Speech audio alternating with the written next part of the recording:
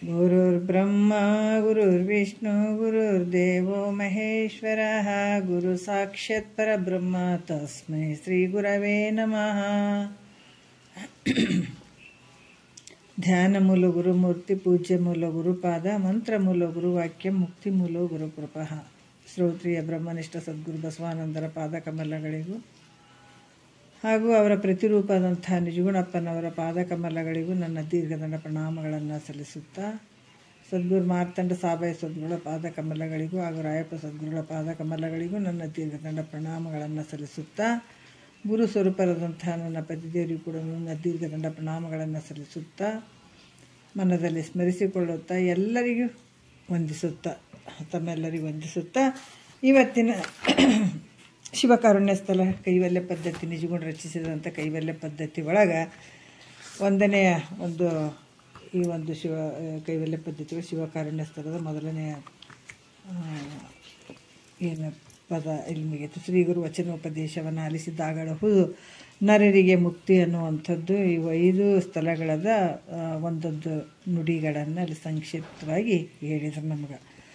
ಈಗ ಶುರುವಾಗ್ತದೆ ಶಿವಕಾರುಣ್ಯ ಸ್ಥಳದಲ್ಲಿ 2ನೆಯ ಪದ ಶುರುವಾಗ್ತದೆ. ಭಾಳಷ್ಟು ಅದ್ಭುತವಾಗಿ ಇಲ್ಲಿ ಹೇಳತ್ತಾರೆ. ಯಾಕಂತಂದ್ರೆ ಈ ಕೈವಲ್ಯದ 5 ಸ್ಥಳಗಳಿಗೆ ಸೂತ್ರ ರೂಪವಾಗಿದ್ದಂಥ ಪದದ ಅರ್ಥವನ್ನು ಯಥಾರ್ಥವಾಗಿ ಹೇಳಿದ್ರಿಂದ ಈಗ ಯೋಗ ನಿದ್ರೆಯಲ್ಲಿ ಮಲಗಿದ ಪರಮಾತ್ಮನನ್ನು ಎಬ್ಬಿಸುವಂಥದ್ದು ಇವಾಗ ಶುರುವಾಗ್ತದೆ ನೋಡ್ರಿ. ಯಾವುದು ಶಿವಕಾರುಣ್ಯ ಸ್ಥಳದಲ್ಲಿ 2ನೆಯ ಪದ ಏನು ಅಂತಂದ್ರೆ, ಯೋಗ ನಿದ್ರೆಯಲ್ಲಿ ಮಲಗಿದಂಥ ಪರಮಾತ್ಮ ಆತನನ್ನು ಎಬ್ಬಿಸುವಂಥದ್ದು.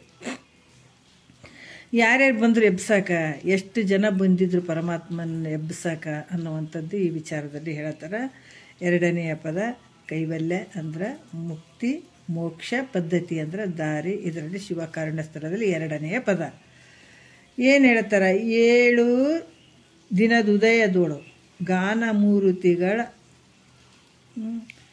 ಗಾನಮೂರ್ತಿಗಳಾದ 7 ನಡೆ ತಂದು ಅರಿವು ಮರೆವೆ ಪುಗದ ಅಭಾವ ನೀನೇಳೆನ್ನುತ್ತಾ ಉಪವಡಿದು ಉಪಚಾರವನ್ನು ಮಾಡಿ ಏಳಿಸಿದರು ಅಗ್ಗಜೇಶನ ಅಂತ ಹೇಳ್ತಾರೆ. ಏನು ಹೇಳ್ತಾರೆ, 7 ದಿನದ ಉದಯದೋಳು ಗಾನಮೂರ್ತಿಗಳಾದ 7 ನಡೆ ತಂದ ಅರಿವು ಮರೆವೆ ಪೂಗದ ಅಭಾವ ನೀನೇಳೆನ್ನುತ್ತಾ ಉಪವಡಿದು ಉಪಚಾರವನ್ನು ಮಾಡಿ ಏಳಿಸಿದರು ಅಗ್ಗಜೇಶನ ಅನ್ನುವಂಥದ್ದು. 7 ದಿನದುದಯದೋಳು ಅಂತಂದ್ರೆ 7 ದಿವಸ, ಉದಯದೋಳು ಅಂದರೆ ಬೆಳಗ್ಗೆ. ಇಲ್ಲಿ 7 ದಿವಸ ಯಾವುದು? ಭಾನುವಾರ, ಸೋಮವಾರ, ಮಂಗಳವಾರ, ಬುಧವಾರ, ಗುರುವಾರ, ಶುಕ್ರವಾರ, ಶನಿವಾರ. ಇವು 7 ದಿವಸಗಳು. ಗೊತ್ತಿರ್ಲಾರ್ದವರು ಬರ್ಕೊಳಕ್ಕೆ ಬಂದವ್ರಿಗೆ ಸ್ವಲ್ಪ ನೋಟ್ಸ್ ಮಾಡ್ಕೊಂಡ್ರೆ ಮಾಡ್ಕೋಬೋದು. ಯಾಕಂದ್ರೆ ನಮಗೆ ಗುರುಗಳು ಹೇಳ್ತಿದ್ರು ಕೆಲವೊಂದು ಇವು ಸಿಗಂಗಿಲ್ಲ, ಇಂಥವು ಸ್ವಲ್ಪ ನೀವು ಬರ್ಕೊಂಡ್ರೆ ನಿಮ್ಗೆ ಅನುಕೂಲ ಆಗ್ತದೆ ಅನ್ನುವಂಥ ವಿಚಾರಗಳನ್ನು ಹೇಳ್ತಿದ್ರು ಅವರು. ಅದಕ್ಕೆ ಇಲ್ಲಿ ಕೂಡ ಹೇಳ್ತಾರೆ 7 ದಿವಸಗಳು. ಮತ್ತು ಈ ಕಾಲದಲ್ಲಿ ಗಾನಮೂರ್ತಿಗಳು ಯಾರು?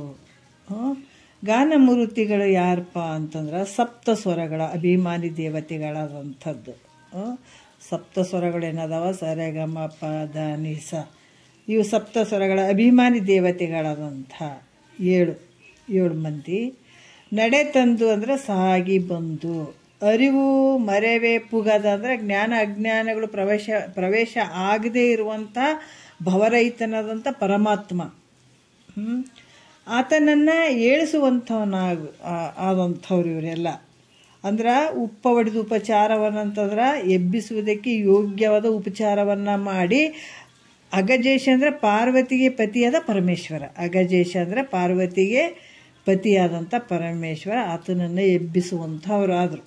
ಅಂದ್ರೆ ಯೋಗ ನಿದ್ರೆಯಲ್ಲಿ ಮಲಗಿದ ಪರಮಾತ್ಮನನ್ನು ಈ ವಾರಗಳೇನಾದವು ಆದಿತ್ಯಾದಿ 7 ದಿವಸಗಳ ಸೂರ್ಯೋದಯದ ಕಾಲದಲ್ಲಿ 7 ದಿವಸಗಳ ಬೆಳಗ್ಗೆ ಸೂರ್ಯ ಉದಯ ಆಗ್ತಾನಲ್ಲ ಅಂಥ ಸಂದರ್ಭದಲ್ಲಿ ಆ ಕಾಲದಲ್ಲಿ ಸಪ್ತ ಸ್ವರಗಳ ಅಭಿಮಾನಿ ದೇವತೆಗಳು ಬಂದು ಸಪ್ತ ಸ್ವರಗಳು ಏನದಾವ, ಆ ಸಪ್ತ ಸ್ವರಗಳ ಅಭಿಮಾನಿ ದೇವತೆಗಳು ಬಂದು ಸ್ತೋತ್ರ ರೂಪದಿಂದ ಆ ಪರಮಾತ್ಮನನ್ನು ಎಬ್ಬಿಸ್ಲಿಕ್ಕೆ ಶುರು ಮಾಡಿದ್ರು ನೋಡಿ. ಯಾಕಂತಂದ್ರೆ ಈ ಸ್ತೋತ್ರ ರೂಪದಿಂದ ಕೊಂಡಾಡುತ್ತಾ ಎಬ್ಬಿಸಲಿಕ್ಕೆ ಯೋಗ್ಯವಾದಂಥ ಉಪಚಾರಗಳನ್ನು ಮಾಡಿದರು. ಏನೇನು ಅದಕ್ಕೆ ಪರಮಾತ್ಮಗೆ ಎಬ್ಬಿಸ್ಬೇಕಾದದಕ್ಕೆ ಏನೇನು ಉಪಚಾರಗಳನ್ನು ಮಾಡಬೇಕು, ಏನೇನು ಸ್ತೋತ್ರಗಳನ್ನು ಮಾಡಬೇಕು, ಇವೆಲ್ಲವನ್ನು ಮಾಡಿ ಯೋಗ ನಿದ್ರೆಯಿಂದ ಎಬ್ಬಿಸುವಂಥವ್ರಾದರು ಪರಮಾತ್ಮನನ್ನು. ಮತ್ತು ಇಲ್ಲಿ ಹೇಳ್ತಾರೆ, ಇನ್ನು ಯಾರ್ಯಾರು ಬಂದಿದ್ರು ಅಲ್ಲಿಗೆ ಪರಮಾತ್ಮನನ್ನು ಎಬ್ಬಿಸಲಿಕ್ಕೆ, ಅಲ್ಲಿ ಯಾರ್ಯಾರು ಬಂದಿದ್ರು ಅನ್ನುವಂಥದ್ದನ್ನು ಈ ಮುಂದಿನ ಪದ್ಯದಲ್ಲಿ ಹೇಳ್ತಾರೆ. ಏನು ಹೇಳ್ತಾರ ನೋಡೋಣ.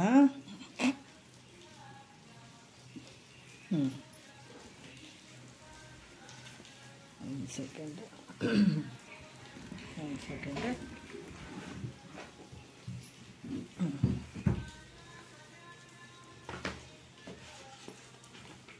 ಇಲ್ಲಿ ಭಾಳ ವಿಶೇಷವಾಗಿ ಹೇಳ್ತಾರೆ. ಯಾವ ರೀತಿ ಅಂತಂದ್ರೆ, 7 ಪಾತಾಳ ಮೇಲೇಳು ಲೋಕಾಬ್ದಿಯೇ 7 ಶೈಲಂಗಳೇಳು ದ್ವೀಪಗಳು ಆ ಪ್ರಕೃತಿ 7 ಮಿಶ್ರ ಅದ್ವಪತಿಗಳು ಸಭಾಂಗವೆಂಬೇಳು ರೊಡನು ಅಮರಗಣರು 770 ಮಾತೃಕೆಯರೆನಿಸಿ ಕೊಂಬೇಳು ಶಕ್ತಿಗಳು ಕೈವಲ್ಯ ಸೋಪನಾಂಗಳ 7 ಶರಣರೇಳುಂಟು ದೇಶದ ಜನವಿದೇಳು ತೈ ತಂದಿದೆ ಶಿವ ಅಂತ ಹೇಳ್ತಾರೆ ಅವರು.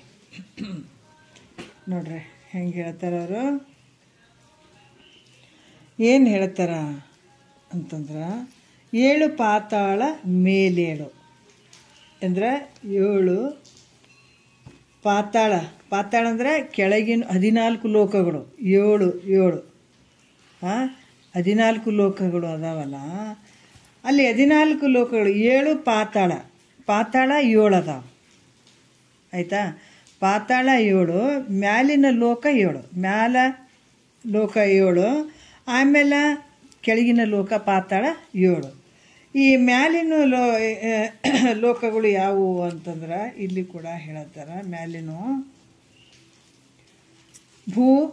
ಭುವ ಸ್ವಹ ಮಹ ಜನ ತಪ ಸತ್ಯಂ, ಇವು ಮ್ಯಾಲಿನ 7 ಲೋಕದ ಜನರು. ಮತ್ತು 14 ಲೋಕ ಅಲ್ಲ, 14 ಲೋಕ ಮ್ಯಾಲ 7 ಲೋಕಗಳು, ಕೆಳಗೆ ಪಾತಾಳದಾಗ 7 ಲೋಕಗಳು. ಇವು ಸೇರಿ ಎಷ್ಟದವು? 14 ಲೋಕಗಳು ಅದು. ಮ್ಯಾಲಿನ 7 ಲೋಕಗಳು ಯಾವುವು? ಭುವ ಸ್ವಹ ಮಹ ಜನ ತಪ ಸತ್ಯಂ ಅನ್ನುವಂಥದ್ದು. ಮತ್ತು ಪಾತಾಳ ಕೆಳಗಿನ ಲೋಕಗಳು ಯಾವಪ್ಪ ಅಂದ್ರೆ ಅತಳ ವಿತಳ ಸುತಳ ರಸತಳ ತಳತಳ ಮಹಾತಳ ಪಾತಾಳ. ಇವು ಕೆಳಗಿನವ 7 ಲೋಕಗಳು. ಎಷ್ಟದು? 14 ಲೋಕಗಳು. ಮ್ಯಾಲಿನ ಲೋಕದ 7 ಲೋಕದ ಜನರು, ಕೆಳಗಿನ ಪಾತಾಳದ 7 ಲೋಕದ ಜನರು, ಇವರೆಲ್ಲರೂ ಬಂದರು. ಮತ್ತು ಲೋಕಾಬ್ದಿ ಏನು ಹೇಳ್ತಾರೆ ಇಲ್ಲಿ? ಲೋಕದ ಜನರು, ಈ ಮ್ಯಾಲಿನ 7 ಲೋಕದ ಜನರು ಬಂದರು, ಕೆಳಗಿನ ಪಾತಾಳದ 7 ಲೋಕದ ಜನರು ಬಂದರು. ಮತ್ತು ಹೇಳ್ತಾರೆ ಅಬ್ದಿ 7 ಅಂತಂದ್ರೆ ಸಮುದ್ರ ಎಷ್ಟದಾವ ಅಂದ್ರೆ, ಅಬ್ದಿ ಅಂದ್ರೆ ಸಮುದ್ರ. ಅಬ್ದಿ 7 ಅಂದ್ರೆ ಯಾವ 7 ಸಮುದ್ರಗಳು ಯಾವುವು ಅದಾವ ಅಂತಂದ್ರೆ ನೋಡ್ರಿ, ಉಪ್ಪಿನ ಸಮುದ್ರ 1, ಕಬ್ಬಿನ ರಸದ ಸಮುದ್ರ, ಹಾಲಿನ ಸಮುದ್ರ, ಮೊಸರಿನ ಸಮುದ್ರ, ತುಪ್ಪದ ಸಮುದ್ರ, ಶುದ್ಧೋದಕದ ಸಮುದ್ರ, ಶೆರೆಯ ಸಮುದ್ರ. ಇವು ಎಷ್ಟದವ ಅಂದ್ರೆ 7 ಸಮುದ್ರಗಳು. ಅಬ್ದಿ ಅಂದರೆ ಸಮುದ್ರ. ಇವು 7 ಸಮುದ್ರಗಳು. ಮತ್ತೇನು ಹೇಳ್ತಾರೆ? 7 ಶೈಲಂಗಳು 7 ಅಂದರೆ ಯಾವಪ್ಪ ಅಂತಂದರೆ ಇಲ್ಲಿ ಜನನು ಬಂದರು. ಮತ್ತು 7 ಸಮುದ್ರಗಳಲ್ಲಿರುವಂಥ ಪ್ರಾಣಿಗಳು, 7 ಸಮುದ್ರಗಳಲ್ಲಿ ಏನು ಇದು ಸಮುದ್ರ ಹೇಳಿದ್ರಲ್ಲ, ಈ ಸಮುದ್ರಗಳಲ್ಲಿ ಇರುವಂಥ ಪ್ರಾಣಿಗಳು ಬಂದವು ಯಾರಿಗೆ? ಪರಮಾತ್ಮನ ಎಬ್ಸಕ್ಕೆ. 7 ಶೈಲಂಗಳು ಅಂತಂದ್ರೆ ಏನಪ್ಪ ಅಂದ್ರೆ 7 ಪರ್ವತಗಳು. ಶೈಲಂಗಳಂತಂದ್ರೆ ಯಾವುದು? 7 ಪರ್ವತಗಳು. ಅವು ಯಾವುವು ಅಂದ್ರೆ ಹಿಮವತ್, ನಿಷಿಧ, ವಿಂಧ್ಯ, ಮಾಲ್ಯವಂತ, ಪಾರಿಯಾತ್ರಕ, ಗಂಧಮಾದನ, ಹೇಮಕೂಟ ಅನ್ನುವಂಥ 7 ಪರ್ವತಗಳು ನೋಡ್ರಿ. ಈ 7 ಪರ್ವತಗಳಲ್ಲಿರುವಂಥ ಜನರು ಅವರು ಬಂದರು. ಮತ್ತೇನು ಹೇಳಿದ್ದಾರೆ ಇಲ್ಲಿ? ದ್ವೀಪಗಳು, 7 ದ್ವೀಪಗಳು. ದ್ವೀಪಗಳು ಯಾವಪ್ಪ ಅಂದರೆ 7 ದ್ವೀಪಗಳು. ಇವೆಲ್ಲ ಇದ್ದುವೆ, ಎಲ್ಲ ಒಂದು ಕತೆ ಕಟ್ಟಿ ಹೇಳಕತ್ತಾರಂತಲ್ಲ, ಇವೇನಿಲ್ಲ ಅಂತ ಅಂದ್ಬಿಡ್ರಿ, ಇವೆಲ್ಲ ಇದ್ದು ಹೇಳಕತ್ತಾರ ಅವರು. ಮತ್ತು ಜಂಬೂ ದ್ವೀಪ, ಪ್ಲಕ್ಷ, ಕುಶ, ಕ್ರಂಚ, ಶಾಖ, ಶಾಲ್ಮಿಲಿ, ಪುಷ್ಕರವೆಂಬ 7 ದ್ವೀಪಗಳಲ್ಲಿ, ಈ 7 ದ್ವೀಪಗಳಲ್ಲಿ ಇರ್ತಕ್ಕಂಥ ಜನರು ಕೂಡ ಬಂದರು. ಇವರು ಬಂದರು.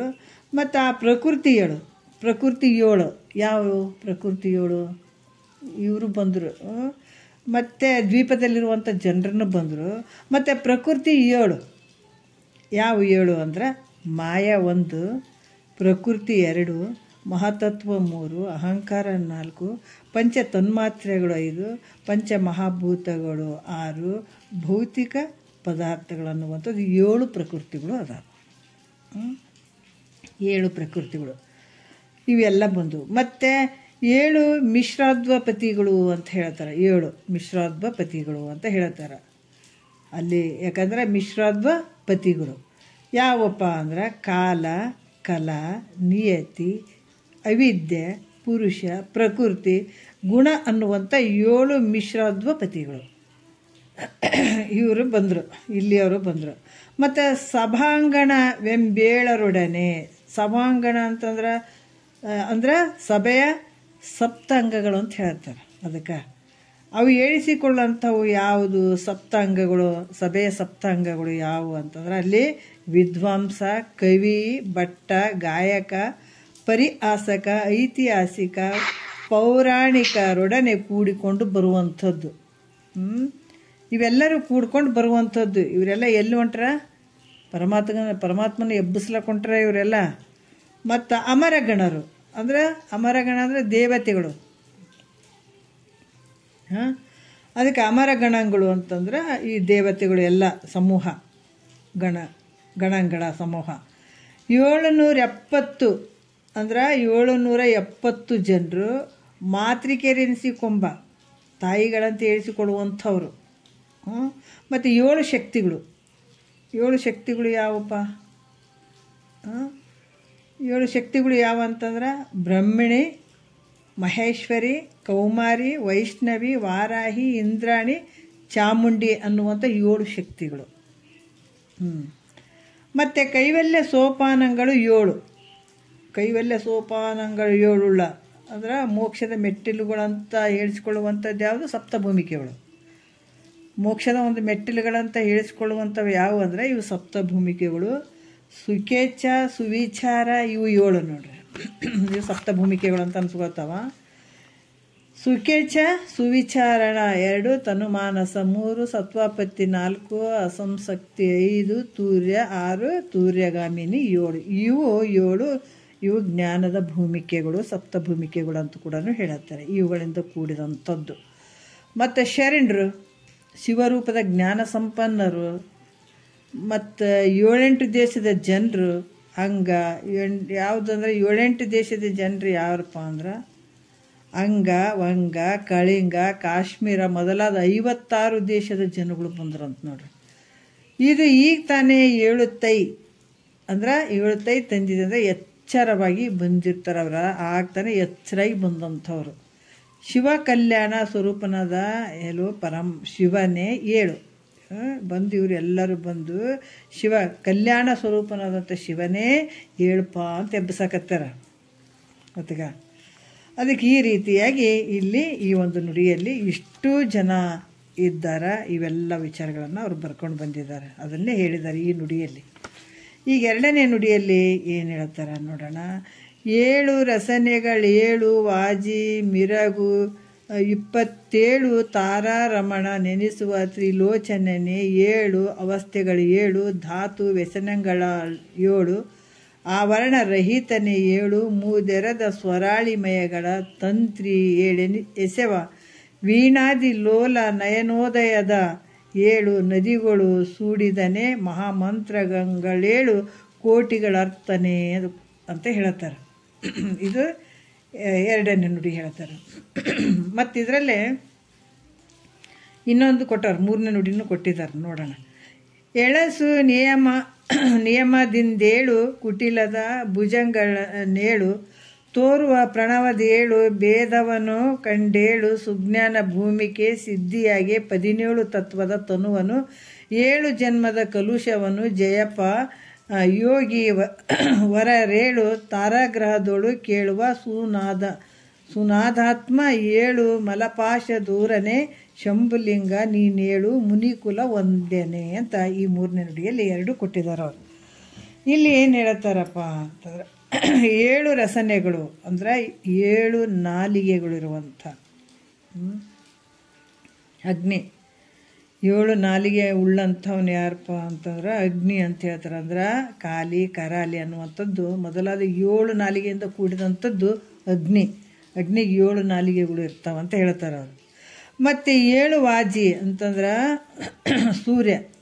ಸೂರ್ಯ ಹೆಂಗದನಪ್ಪ ಅಂತಂದ್ರೆ ಹೇಳ್ತಾರವರು 7 ಕುದುರೆಗಳು ಇರ್ತಾವೆ. 7 ಕುದುರೆಗಳು, ಆ 7 ಕುದುರೆಗಳ ರಥವನ್ನು ಉಳ್ಳಂಥ ಅಂದ್ರೆ ಸೂರ್ಯನು. ಅದನ್ನು ಕುದುರೆಗೆ 7 ಕುದುರೆಗಳು ಇರ್ತಾವೆ. ಅಂಥ ರಥದಲ್ಲಿ ಬರ್ತಾನತ್ತ ಸೂರ್ಯ, ಬೆಳಗ್ಗೆ ಬರ್ತಾನಲ್ಲ ಆ ಸೂರ್ಯ. ಮತ್ತು ಮಿನುಗುತಕ್ಕಂಥ 27 ಮಿನುಗುವಂಥ 27 ತಾರಾರಮಣೆ ನೆನೆಸುವ ಅಂದ್ರೆ ಅಶ್ವಿನಿ ಭರಣಿ ಮೊದಲಾದ 27 ನಕ್ಷತ್ರಗಳು. 27 ನಕ್ಷತ್ರಗಳು ಈ ರೀತಿ ಒಡೆಯನೆಂದು ಏಳಿಸಿಕೊಳ್ಳುವಂಥ ಚಂದ್ರ. 27 ನಕ್ಷತ್ರಗಳಿಗೆ ಒಡೆಯ ಯಾರು? ಚಂದ್ರ. ಮತ್ತು ತ್ರಿಲೋಚನನೆ ಅಂದರೆ ಅಗ್ನಿ 3 ಕಣ್ಣುಗಳು. ತ್ರಿಲೋಚನ ಅಂದರೆ 3 ಕಣ್ಣುಗಳು ಉಳ್ಳಂಥ ಅಗ್ನಿ ನೇತ್ರ, ಸೂರ್ಯ ನೇತ್ರ ಮತ್ತು ಚಂದ್ರ ನೇತ್ರ ಅನ್ನುವಂಥದ್ದು 3 ಕಣ್ಣುಗಳು. ಇಲ್ಲಿ ತ್ರಿಲೋಚನ ಅಂತ ಹೇಳ್ತಾರೆ. ಈ 3 ನೇತ್ರಗಳುಳ್ಳಂಥವನು. 7 ಅವಸ್ಥೆಗಳು ಯಾವದಾವ ನೋಡ್ರಿ, ಭಾಳ ಇವದಾವ, ಎಲ್ಲೂ ಸಿಗಂಗಿಲ್ಲ ಇವು ಇಂಥವು. ಅದಕ್ಕೆ 7 ಅವಸ್ಥೆಗಳು ಯಾವಂದ್ರೆ ಅಜ್ಞಾನ, ಆವರಣ, ವಿಕ್ಷೇಪ, ಪರೋಕ್ಷ ಜ್ಞಾನ, ಅಪರೋಕ್ಷ ಜ್ಞಾನ, ದುಃಖ ನಿವೃತ್ತಿ, ನಿರಂಕುಶ ತೃಪ್ತಿಗಳನ್ನುವಂತೆ ಈ ಸಪ್ತಾವಸ್ಥೆಗಳು. ಇವು 7 ಸಪ್ತಾವಸ್ಥೆಗಳು. ಮತ್ತು 7 ಧಾತುಗಳು ಯಾವದಾವ ನಮ್ಮಲ್ಲಿ ಅಂದ್ರೆ 7 ಧಾತುಗಳು ಯಾವ ಅಂತಂದ್ರೆ ರಕ್ತ, ಮಾಂಸ, ಮೇಧಸ್ಸು, ಸ್ನಾಯು ಮತ್ತು ಅಸ್ಥಿ, ಮಜ್ಜೆ, ಶುಕ್ಲಗಳನ್ನುವಂಥ 7 ಧಾತುಗಳು, ಸಪ್ತಧಾತುಗಳು ನಮ್ಮಲ್ಲಿರುವಂಥದ್ದು. ಇವು ಸಪ್ತಧಾತುಗಳು. ವ್ಯಸನಗಳು 7 ವ್ಯಸನ, ಅವು 7 ಅದಾವೆ. ಯಾವುದು? ತನು ವ್ಯಸನ, ಮನ ವ್ಯಸನ, ಧನ ವ್ಯಸನ, ವಿಶ್ವ ವ್ಯಸನ, ಉತ್ಸಾಹ ವ್ಯಸನ, ಸೇವಕ ವ್ಯಸನ ಮತ್ತು ರಾಜ್ಯಗಳು. ಇವು 7 ವ್ಯಸನಗಳು. ಮತ್ತು 7 ಆವರಣಗಳು ಅದಾವ ನಿನಗೆ. ಆವರಣ ಎಷ್ಟು ಅದಾವ್ರಿ ನೋಡ್ರಿ. ಎಲ್ಲನ ಕೂತ್ಕೊಂಡಾಗ ನೋಡ್ರಿ, ಬೇರೆ ಬೇರೆ ಕಡೆ ನೋಡಬೇಕು. ಉಪದೇಶ ತೊಗೊಂಡಿವಿ ಅಂತ ಹೇಳ್ತಾರಲ್ಲ, ಅವರೊಂದು 4 ಮಂದಿ ಸೇರಬೇಕು, ಏನು ಮುಕ್ತರೇ ಆಗಿಬಿಟ್ಟಿವಿ ಅಂತ ಹೇಳ್ತಾರೆ. ಮತ್ತು ಏನಾರು ಇದ್ರಾಗ ಒಂದು ಚೂರು ಅವರಿಗೆ ಒಂದು ಗೊತ್ತಾಗಿತ್ತಂದ್ರೆ, ಅಲ್ಪ ಇದು ಏನು ಆವರಣಗಳು ಅಂತಾರಲ್ಲಪ್ಪ, ಅವು ಯಾವುದು ಹೇಳಪ್ಪ ನೋಡೋಣ. ಸುಮ್ಮನೆ ಹಂಗೆ ಅವ್ರಿಗೂ ಕರೆಕ್ಟಾಗಿ ಗೊತ್ತಿರಂಗಿಲ್ಲ, ಸುಮ್ಮನೆ ಆವರಣಗಳು ಅದಾವೆ. ಯಾಕಂದರೆ ನೋಡ್ರಿ ಇದ್ರಾಗ ಎಷ್ಟು ಕ್ರಮವಾಗಿ ಹೇಳ್ತಾರೆ ಅವರು. 7 ಆವರಣ ರಹಿತನೇ. ಯಾವುದು 7 ಆವರಣಗಳು ಅಂದ್ರೆ ತನು, ಮನ, ಬುದ್ಧಿ, ಚಿತ್ತು, ಅಹಂಕಾರ, ಜ್ಞಾತೃ, ಮಾಯೆ. ಇವು ಆವರಣಗಳು ನಿನಗೆ. ಇವು 7 ಆವರಣಗಳು ಇಂದ ರಹಿತನಾದಂಥವು ನಿನಗೆ. ಇವು 7 ಆವರಣಗಳು ನಿನಗಿಲ್ಲ. ಯಾರಿಗೆ? ಪರಮಾತ್ಮನಿಗೆ. ಅದಕ್ಕೆ 7 ಮೂದೆರದ ಅಂದರೆ 21 ಪ್ರಕಾರವಾದ, ಅಂದರೆ ಸರಿಗಮ ಪದನಿ ಅನ್ನುವಂಥದ್ದು ಸಪ್ತಸ್ವರಗಳು ಮಂದ್ರ, ಮಧ್ಯ, ತಾರಗಳನ್ನುವಂಥ ತ್ರಿವಿಧ ಪ್ರಕಾರಗಳಿರುವಂಥವು. ಇವುಗಳನ್ನು ಕೂಡಿಸಿದಾಗ 21 ಪ್ರಕಾರವಾಗಿರುವಂಥದ್ದು ಅಂತ ಕೂಡ ಹೇಳ್ತಾರೆ. ಮತ್ತು ಸ್ವರಾಳಿಮಯಗಳು ಅಂತ ಹೇಳ್ತಾರೆ. ಅಲ್ಲೇನು ಹೇಳ್ತಾರೆ? ಸ್ವರಾಳಿ ಮಯಗಳು ಅಂದರೆ ಏನು ಅಂತಂದ್ರೆ, ಇದು ಸ್ವರಗಳಂತ ಪೂರ್ಣವಾದ ತಂತ್ರಿ 7 ಅಂತ. 7 ತಂತಿಗಳಿಂದ ಎಸೆವ ವೀಣಾ.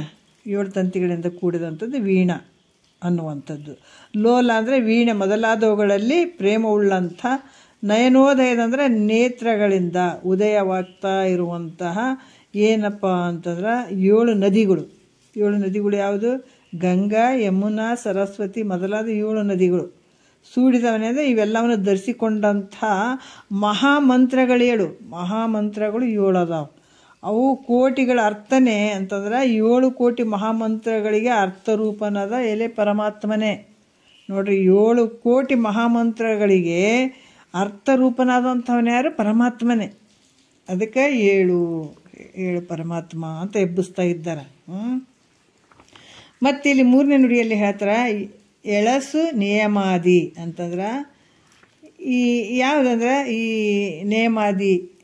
ನೇಮದಿಂದ ಅಂದರೆ ಯಾವುದು? ರೇಚಕ, ಪೂರಕ, ಕುಂಭಕ, ಉತ್ಕರ್ಷ, ಅಪಕರ್ಷ, ಶೂನ್ಯ ಮತ್ತು ಉತ್ಕ್ರಾಂತಿಗಳೆಂಬ 7 ಪ್ರಕಾರವಾದ ಪ್ರಾಣಾಯಾಮಗಳಿಂದ ನೋಡ್ರಿ ಈ ರೀತಿ ಕೂಡಿದಂಥದ್ದು 7 ಹಸು ನಿಯಮದಿಂದ ಅಂತ ಹೇಳ್ತಾರೆ ಅವರು. ಇರೋವಂಥದ್ದು 7 ಹಸು ನಿಯಮದಿಂದ ಅಂದರೆ ಈ ಪ್ರಾಣಾಯಾಮ.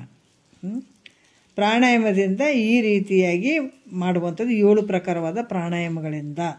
7 ಕುಟಿಲದ ಅಂದ್ರೆ 7 ಸುತ್ತಿನ ಏನು?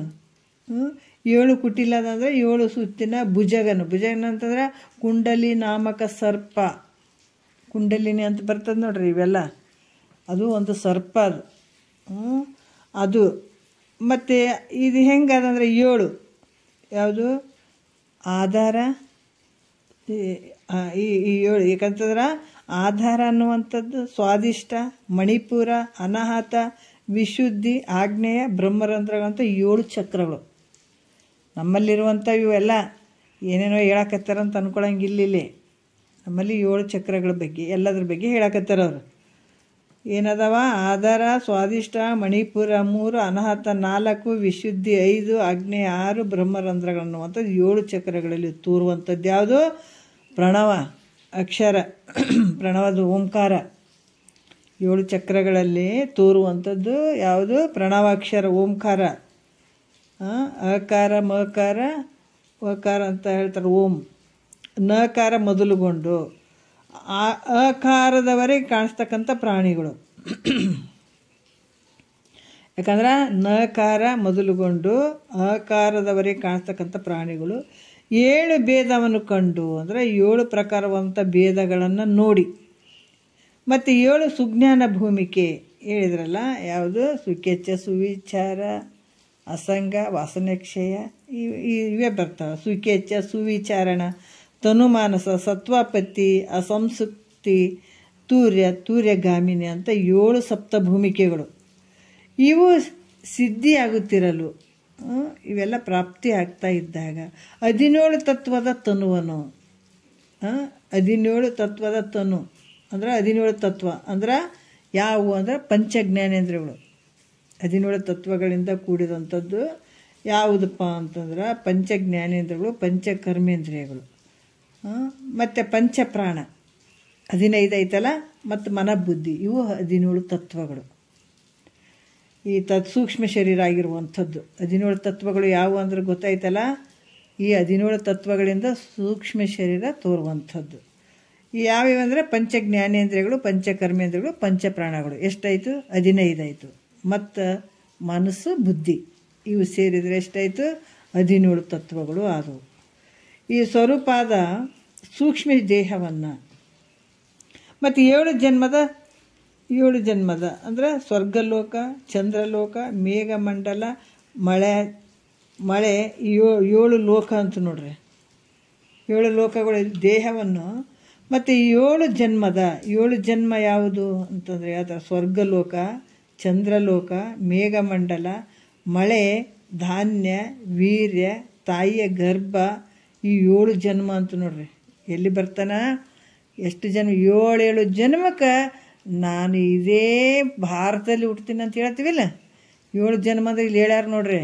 ಜನ್ಮ ಅಂದಗಳೇ ನಾವು 7 ಜನ್ಮ ಹುಟ್ಟಿ ಬಂದಗಳೇ ಇಲ್ಲಿ ಬಂದು ಹುಡ್ತೀವಿ ಅಂತ ಅನ್ನಂಗೆ ನಾವು ತಿಳ್ಕೊಂಡಿರ್ತೀವಿ.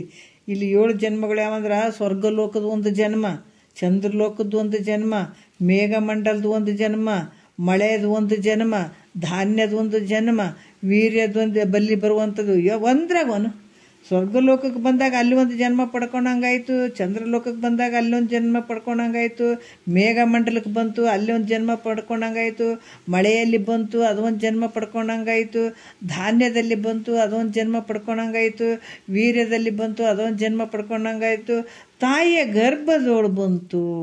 ಇದು ಸೇರಿಕೊಂಡ್ರೆ ತಾಯಿ ಗರ್ಭ ಒಂದು ಸೇರಿಕೊಂಡ್ರೆ 7 ಜನ್ಮಗಳು ಆದವು ನೋಡ್ರಿ. ಅದಕ್ಕೆ ಈ ರೀತಿಯಾಗಿ 7 ಜನ್ಮಗಳು. ಕಲುಷವನ್ನು ಅಂದ್ರೆ ದೋಷವನ್ನು ಗೆದೀತಕ್ಕಂಥ ಶ್ರೇಷ್ಠರಾದಂಥ ಯೋಗಿಗಳು. ಇವು ಇಲ್ಲೇ ಕಲುಷವನ್ನು ಅಂದರೆ ದೋಷವನ್ನು ಗೆದಿಯುವಂಥ ಶ್ರೇಷ್ಠವಾದಂಥ ಯೋಗಿಗಳ 7 ತಾರಾಗ್ರಹಗಳು. ತಾರಾಗ್ರಹಗಳಂತಂದ್ರೆ ಆಧಾರವೇ ಇಲ್ಲಿ ಮೊದಲು ಮಾಡಿಕೊಂಡು ಬ್ರಹ್ಮರಂಧ್ರದವರೆಗೆ ಹೇಳಿದ್ರಲ್ಲ, ಯಾವುದು ಚಕ್ರಗಳು, ಆಧಾರ, ಸ್ವಾದಿಷ್ಟ, ಮಣಿಪುರ, ಅನಾಹತ, ವಿಶುದ್ಧಿ, ಆಗ್ನಿ, ಬ್ರಹ್ಮರಂಧ್ರ ಅಂತ ಹೇಳಿದ್ರಲ್ಲ 7. ಈ ರೀತಿ ಬ್ರಹ್ಮರಂಧ್ರದವರೆಗೆ ಇರುವ 7 ಚಕ್ರಗಳ ತುದಿಯಲ್ಲಿ ಕೇಳುವ 7 ಚಕ್ರಗಳ ತುದಿಯಲ್ಲಿ ಕೇಳುವಂಥ ಸುನಾದಾತ್ಮ ಅಂದ್ರೆ ಓಂಕಾರ ಅನ್ನುವಂಥ ಪ್ರಣವ ರೂಪ ಶಬ್ದ, ಶ್ರೇಷ್ಠವಾದಂಥ ಓಂ ಅನ್ನುವಂಥ ಪ್ರಣವ ರೂಪನಾದಂಥ ಪರಮಾತ್ಮನೇ. ಯಾಕಂದ್ರೆ ಪ್ರಣವ ರೂಪನಾದಂಥ ಪರಮಾತ್ಮ ಸಗುಣ. ಯಾಕಂದರೆ ಈ ಪ್ರಣವ ರೂಪನಾದಂಥವನು ಯಾರಂದರೆ ಪರಮಾತ್ಮನೇ. ಅದಕ್ಕೆ 7 ಹೇಳುವಂಥವನಾಗಪ್ಪ ಎದ್ದೇಳು ಅಂತ ಎಬ್ಬಿಸ್ತಾ ಇದ್ದಾರೆ. ಮತ್ತು ಈ ಮಲಗಳು, ಮಾಯಾಮಲ, ಕಾರ್ಮಿಕ ಮಲ ಮತ್ತು ಅಣುವ ಮಲ, ಇವು ಮಲಗಳಿಂದ ಇಲ್ಲಿ ಏನಾಗ್ಯದಪ್ಪ ಅಂತಂದರೆ ಇವು ಅಣುವ ಮಲ, ಇವು 3 ಮಲಗಳಿಂದ ಪಾಶ ಏನು ಇಲ್ಲಿ ಪಾಶಗಳು, ಇವು 3 ಮಲಗಳು ಯಾವ್ಯಾವು? ಮಾಯಾಮಲ, ಕಾರ್ಮಿಕ ಮಲ ಮತ್ತು ಅಣುವ ಮಲ, ಇವು 3 ಮಲಗಳು. ಮತ್ತು ಪಾಶಗಳು ಯಾವಪ್ಪ ಅಂದ್ರೆ ಮಲಪಾಶ, ಮಾಯಾಪಾಶ, ಕರ್ಮಪಾಶ, ಇವೆಲ್ಲ ಬಂಧಿಸಿದವ ನಿನಗೆ. ಇವು ಪಾಶಗಳು ಎಷ್ಟದಾವ? ಇವು 3 ಅದ. ಇಲ್ಲಿ ಕೂಡ ಹೇಳ್ತಾರೆ ಈ ಮಲಗಳಿಂದ 3 ಮಲಗಳಿಂದ ಕೂಡಿದಂಥದ್ದು. ಇಲ್ಲಿ ಹೇಳ್ತಾರೆ ಪಾಶಗಳು ಎಷ್ಟದಾವ? ಮಲಪಾಶ, ಮಾಯಾಪಾಶ, ಕರ್ಮಪಾಶ, ಬಿಂದುಪಾಶ, ತಿರೋಧನ ಪಾಶ ಅನ್ನುವಂಥದ್ದು ಪಂಚಪಾಶಗಳಿಂದ. ಇವು ಪಂಚಪಾಶಗಳು ಯಾರಿಗದಾವ? ನಿನಗದಾವ. ಅದರ ಪರಮಾತ್ಮನಿಗಿಲ್ಲಿವು ಪಂಚಪಾಶಗಳಿಂದ ರಹಿತನಾದಂಥವನು, ಇವಕ್ಕೆ ದೂರವಾಗಿರುವಂಥವನು, ಅತೀತನಾಗಿರುವಂಥವನು, ಅಂಥ ಒಂದು ಹೇಳುವಂಥವನಾಗಪ್ಪ ಪರಮಾತ್ಮನೇ ಅಂತ ಹೇಳಿಸ್ತಾ ಇದ್ದಾರೆ. ಮುನಿಕುಲ ಒಂದೇನೆ ನೋಡ್ರಿ. ಇವೆಲ್ಲ ನಮ್ಗೆ ಇವತ್ತು ಕಿವಿಗೆ ಬೀಳಕತ್ತೇವಂದ್ರೆ ನಾವು ಭಾಳ ಧನ್ಯರು ಅನ್ಬೇಕು.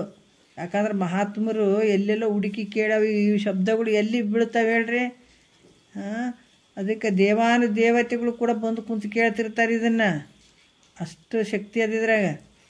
ಅದಕ್ಕೆ ಇಲ್ಲಿ ಹೇಳ್ತಾರೆ ಪಂಚಪಾಶಗಳಿಂದ ಕೂಡಿದಂಥ ಪಂಚಪಾಶಗಳಿಗೆ ದೂರನಾಗಿರುವಂಥ ಪರಮಾತ್ಮ ಅದ್ರಾಗ ಬೆರ್ತಿಲ್ಲತ, ಅದಕ್ಕೆ ಅತೀತನಾದಂಥವನು ಹೇಳುವಂಥವನಾಗಪ್ಪ.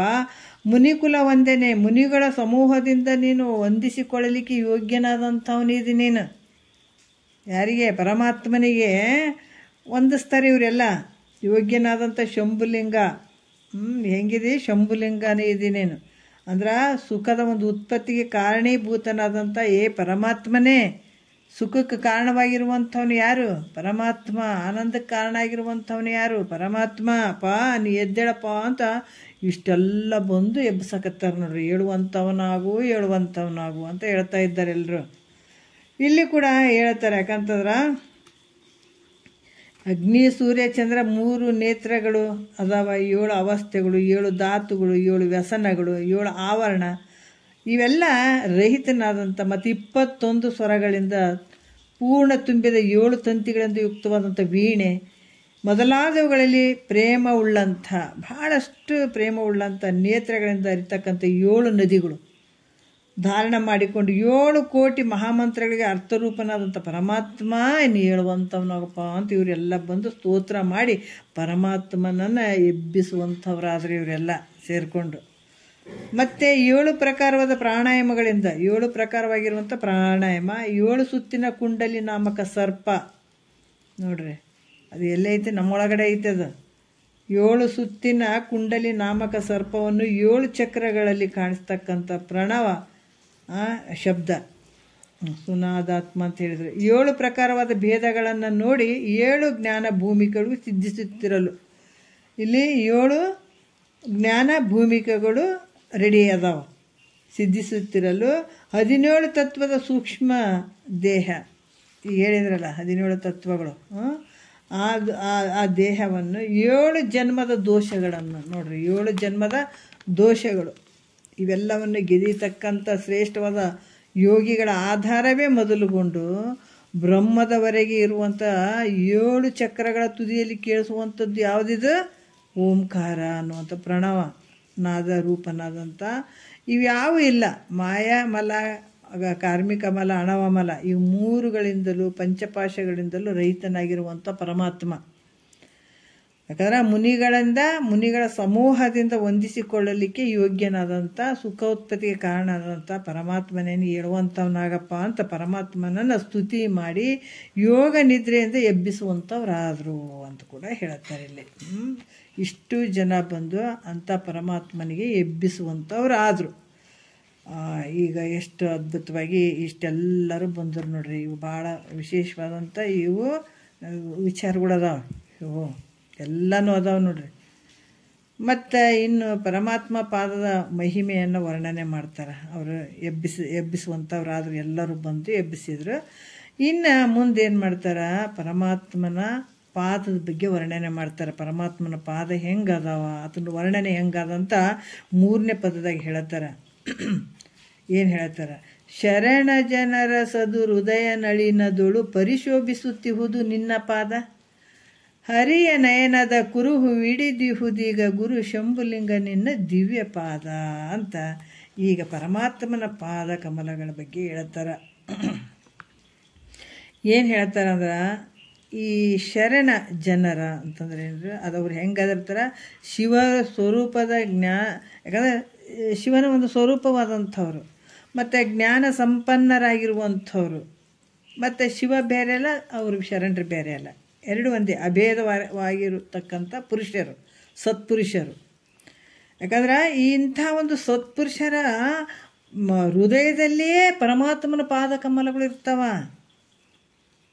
ಪರಮಾತ್ಮನ ಪಾದಕಮಲ ಎಲ್ಲಿದಾವ, ಸತ್ಪುರುಷರ ಹೃದಯದಲ್ಲಿಯೇ ಅದಾವ, ಶೋಭಿಸ್ತಾವ.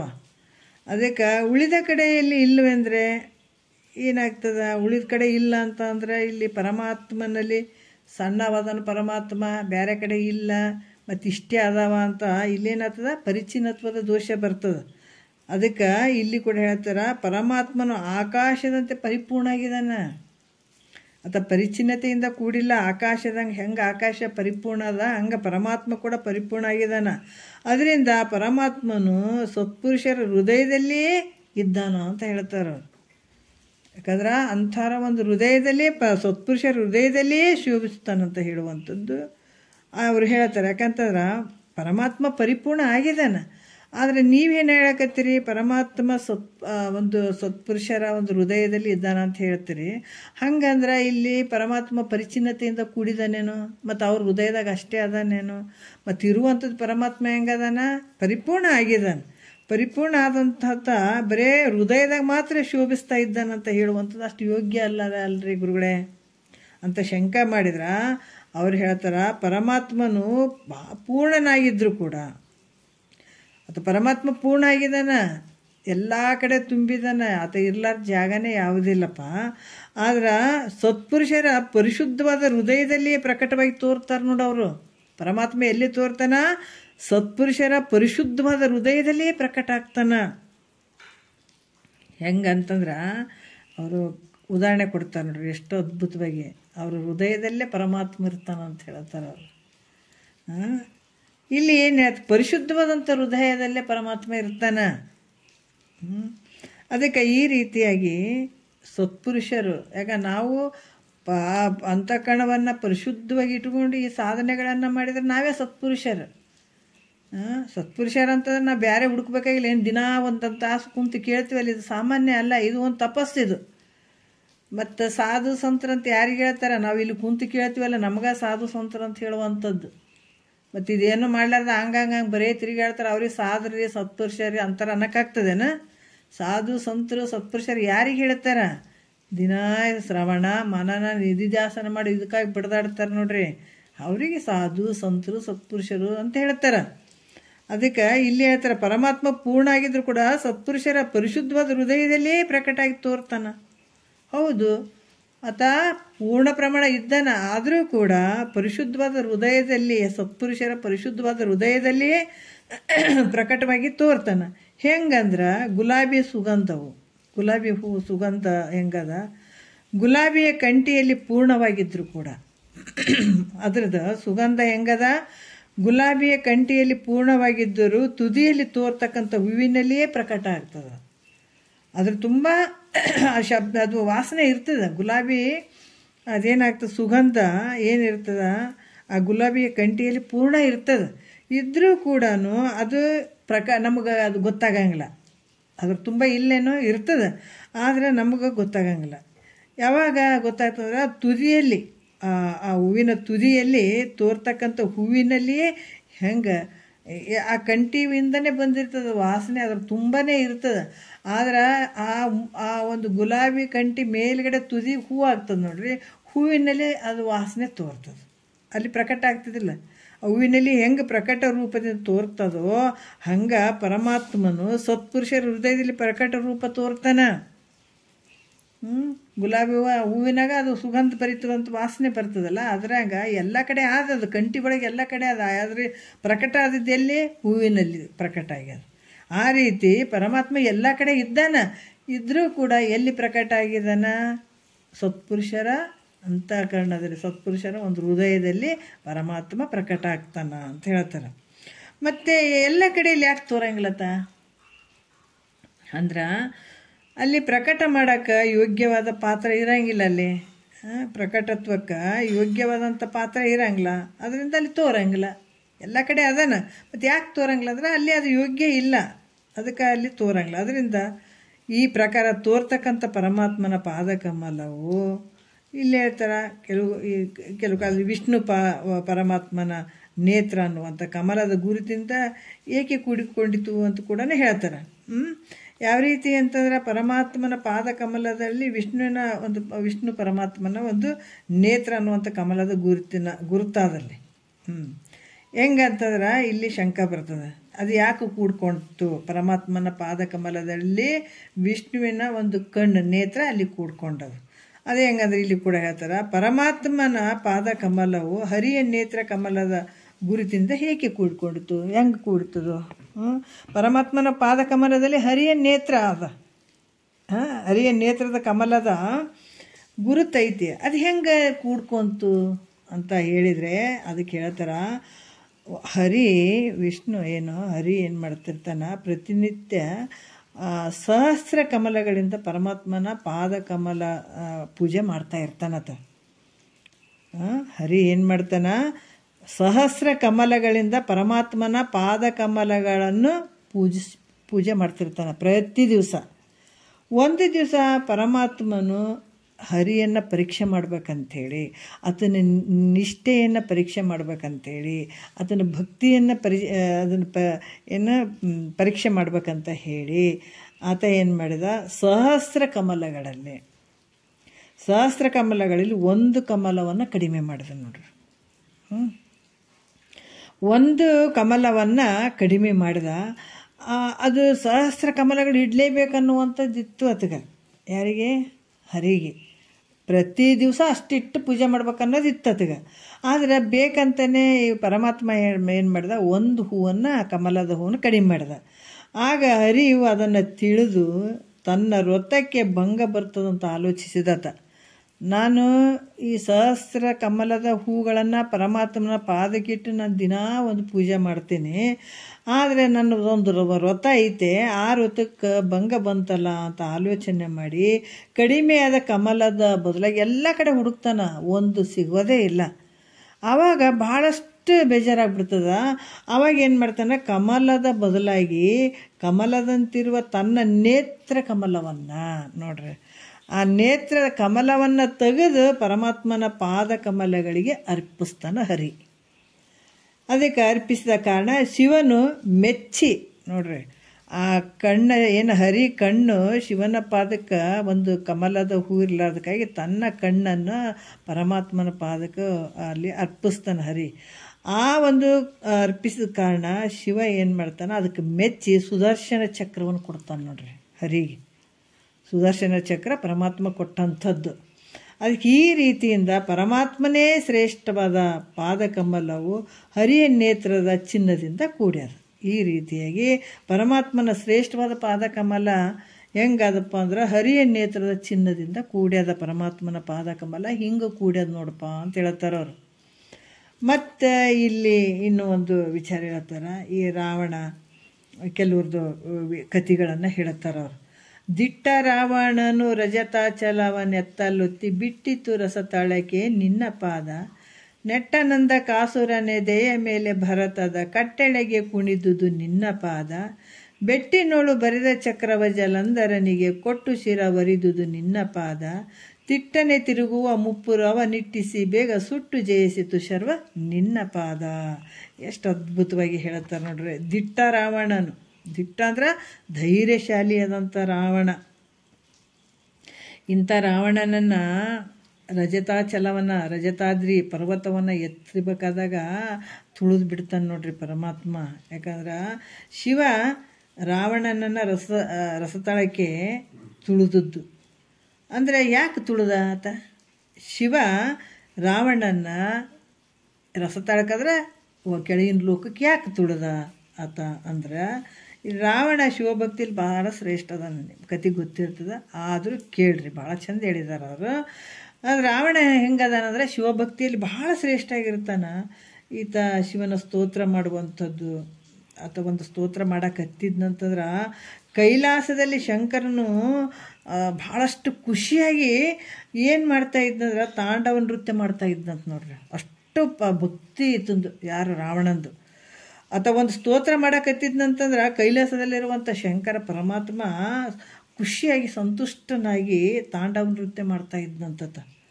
ಆ ಭಕ್ತಿಯ ಮಹಿಮೆಯಿಂದ ಎಲ್ಲ ದೇವತೆಗಳು, ಈ ಭಕ್ತಿ ಮಹಿಮೆಯಿಂದ ಎಲ್ಲ ದೇವತೆಗಳು ಅವನ ಸೇವೆ ಮಾಡ್ತಿದ್ರು. ಯಾರು? ರಾವಣನ ಸೇವೆ ಮಾಡ್ತಿದ್ರಂತೆ. ಮತ್ತು ಅದರಿಂದ ಅವನಿಗೆ ಏನಾಗ್ತದ, ನನ್ನಂಥ ಭಕ್ತರು ಮತ್ತು ಪರಾಕ್ರಮಿಗಳು ಯಾರೂ ಇಲ್ಲ ಅಂತೂ ಅಹಂಕಾರ ಬಂದುಬಿಟ್ಟದ. ಯಾಕಂದ್ರೆ ಆತ ಅಷ್ಟು ಪರಮಾತ್ಮನ ಪರಮಭಕ್ತ. ಆ ಭಕ್ತಿ ಮಹಿಮೆಯಿಂದಲೇ ಎಲ್ಲ ದೇವತೆಗಳು ಈತಗ ಸೇವೆ ಮಾಡ್ತಿರ್ತಾರೆ. ಆತಗೇನಾಗಿಬಿಡ್ತು, ಈ ಭಕ್ತರ ಪರಾಕ್ರಮಿಗಳು ನನ್ನಂಥ ಭಕ್ತರು, ನನ್ನಂಥ ಪರಾಕ್ರಮಿ ಯಾರೂ ಇಲ್ಲ ಅನ್ನುವಂಥ ಅಹಂಕಾರ ರಾವಣನಿಗೆ ಬಂತು. ಈತ ನಿತ್ಯ ಕೈಲಾಸಕ್ಕೆ ಹೋಗಿ ಶಿವನನ್ನು ಪೂಜೆ ಮಾಡಿ ಬರ್ತಿದ್ದ. ಯಾರು? ರಾವಣ ಏನು ಮಾಡ್ತಿದ್ದ? ನಿತ್ಯದಲ್ಲಿ ಕೈಲಾಸಕ್ಕೆ ಹೋಗಿ ಶಿವನನ್ನು ಪೂಜೆ ಮಾಡಿ ಬರ್ತಿದ್ದ. ಒಂದು ದಿವಸ ಮನೆಯಲ್ಲಿ ತನ್ನ ತಾಯಿ ಏನು ಮಾಡಿದಳು, ದಿನ ಶಿವನ ಪೂಜೆ ಮಾಡ್ತಿದ್ದಳು. ಅವತ್ತು ಬಂದಾಗ ಈ ಮಣ್ಣಿನಿಂದ, ಈ ಮರಳಿರ್ತದಲ್ಲ, ಮರಳಿನಿಂದ ಲಿಂಗವನ್ನು ಮಾಡಿ ಪೂಜೆ ಮಾಡ್ತಾ ಇದ್ದಳು ಆಕಿ. ಲಿಂಗವನ್ನು ಮಾಡಿ, ಮರಳಿನ ಲಿಂಗವನ್ನು ಮಾಡಿ ತಾಯಿ ಪೂಜೆ ಮಾಡ್ತಾ ಇದ್ದಳು. ಆ ತಾಯಿಯನ್ನು ಹಾಕ್ಕೊಂಡು ಅವ್ವ ನನ್ನಂಥ ನನ್ನಂಥ ಭಕ್ತನು ಮತ್ತು ಪರಾಕ್ರಮಿಯೂ ಆದ ಮಗನನ್ನು ಇಟ್ಕೊಂಡು, ಯಾಕಂದ್ರೆ ಇಷ್ಟು ನಾನು ಎಂಥ ಒಂದು ಸಾಮರ್ಥ್ಯ ಉಳ್ಳಂಥವನದೀನಿ, ಶಿವಭಕ್ತಿಯಿಂದ ಕೂಡಿದಂಥವನದೀನಿ, ಇಷ್ಟು ಶಕ್ತಿ ಉಳ್ಳಂಥವನದೀನಿ, ಪರಾಕ್ರಮಿ ಇದೀನಿ ನಾನು. ಇಂಥ ಮಗ ಇರಬೇಕಾದಾಗ ನೀನಿಂಥ ಒಂದು ಮರಳಿನ ಲಿಂಗವನ್ನು ಯಾಕೆ ಪೂಜೆ ಮಾಡಕತ್ತಿದ್ದೀನಿ ನೀನು? ನೋಡ್ರಿ, ಮರಳಿನ ಲಿಂಗವನ್ನು ಮಾಡ್ಕೊಂಡು ಪೂಜೆ ಮಾಡ್ತಿದ್ಳಾಕಿ. ಅದಕ್ಕೆ ಈ ಮರಳಿನ ಲಿಂಗವನ್ನು, ಮರಳು ಗೊತ್ತದಲ್ಲ ಮರಳು, ಅದರ ಲಿಂಗವನ್ನು ಪೂಜೆ ಯಾಕೆ ಮಾಡಕತ್ತೀನಿ ನೀನು? ನಾನು ಭಾಳ ದೊಡ್ಡ ಪರಾಕ್ರಮ ಇದ್ದೀನಿ, ಶಿವಭಕ್ತ ಇದೀನಿ ನಾನು. ಮತ್ತೆ ಸಾಕ್ಷಾತ್ ಶಿವಲಿಂಗವನ್ನೇ ಮನೆಯಲ್ಲಿ ತಂದಿಡ್ತೀನಿ ಅಂತ ಹೇಳ್ತಾನತ. ಈ ಮಣ್ಣಿಂದು ನೀನು ಲಿಂಗವನ್ನು ಮಾಡೇನು ಪೂಜೆ ಮಾಡಕತ್ತಿಲ್ಲ, ಇದೇನು ಬೇಡ, ಸಾಕ್ಷಾತ್ ಶಿವಲಿಂಗವನ್ನೇ ಮನೆಯಲ್ಲಿ ತಂದಿಡ್ತೀನಿ ಅಂತ ಹೇಳಿ ಆತ ಒಮ್ಮೆಲೆ ತಕ್ಷಣ ಅಂದವನೇ ಕೈಲಾಸಕ್ಕೆ ಹೋಗ್ಬಿಡ್ತಾನತ ರಾವಣ. ಬಹಳ ಅಹಂಕಾರಿಯಾಗಿದ್ದಾತ. ಯಾಕಂದ್ರೆ ನನ್ನ ಸರಿ ಸಮಾರ್ಯ ಅಲ್ಲಿ ಎಲ್ಲ ದೇವತೆಗಳು ಇದನ್ನ ಸೇವೆ ಮಾಡಕತ್ತಿ ಬಿಟ್ರಲ್ಲ, ಮತ್ತು ಪರಮ ಭಕ್ತ ಇರ್ತಾನ ಪರಮಾತ್ಮನ ಅಂತ. ಅದಕ್ಕೆ ಅಹಂಕಾರಿಯಾದ ರಾವಣನು ಆತ ಏನು ಮಾಡಿದ, ಆ ಒಂದು ರಜತಾಚಲವನ್ನು ಎತ್ತಕ್ಕೆ ಪ್ರಯತ್ನ ಮಾಡಿದ. ಅದು ಆ ಪರ್ವತವನ್ನು ರಜತಾಚಲವನ್ನೇ ಎತ್ತಲು ಪ್ರಾರಂಭಿಸಿದತ. ಶಿವನು ಆತನ ಒಂದು ಮನಸ್ಸಿನ ಹಿಂಗಿತ್ವನ ತಿಳಿದ, ಆತನ ಮನಸ್ಸಿನಾಗ ಏನದನ್ನು ಅಂತ ತಿಳ್ಕೊಂಡು ಭಾಳ ಗರ್ವದಿಂದ ಕೂಡಿದನ ರಾವಣ ಅಂತ ಶಿವನಿಗೆ ಗೊತ್ತಾಯಿತು. ಪರಮಾತ್ಮಗೆ ಗೊತ್ತಾಯಿತು, ಇತೆಷ್ಟು ಗರ್ವದಿಂದ ಮೆರೆದಾಡಕತ್ತಾನಲ್ಲ, ಇದನ್ನೇ ಎತ್ತಬೇಕಂತ ನೋಡಕತ್ತಾನ, ಇತೆಷ್ಟು ಗರ್ವದಿಂದ ಕೂಡಿದಾನ, ಇಂಥ ಗರ್ವವನ್ನು ಭಂಗ ಮಾಡಬೇಕು, ಹರಣ ಮಾಡ್ಬೇಕಂತೇಳಿ ಆತನ ಪಾದದಿಂದ ತುಳಿದ್ಬಿಟ್ಟು ನೋಡು. ಯಾರು? ಪರಮಾತ್ಮ. ಯಾರಿಗೆ? ರಾವಣನ ತನ್ನ ಪಾದದಿಂದ ಒತ್ತಿಬಿಟ್ಟ. ರಾವಣ ಏನಾಗ್ತದ, ಈ ಪಾದದಿಂದ ಒತ್ತಿಬಿಟ್ಟ. ಆವಾಗ ರಾವಣನು ಭಾಳ ಪಶ್ಚಾತ್ತಾಪ ಹೊಂದಿದ, ಭಾಳಷ್ಟು ಪಶ್ಚಾತ್ತಾಪ ಹೊಂದಿದ. ಶಿವನನ್ನು ಅನೇಕ ರೀತಿಯಿಂದ ಸ್ತೋತ್ರ ಮಾಡಿದಪ್ಪ. ಅದು ಗೊತ್ತಾಯಿತು, ನನ್ನ ಅಹಂಕಾರಕ್ಕೆ ಶಿವ ಪರಮಾತ್ಮಿಗೆ ಮಾಡಿದನಂತ ಗೊತ್ತಾಗಿ ಭಾಳಷ್ಟು ಪಶ್ಚಾತ್ತಾಪ ಪಟ್ಟ.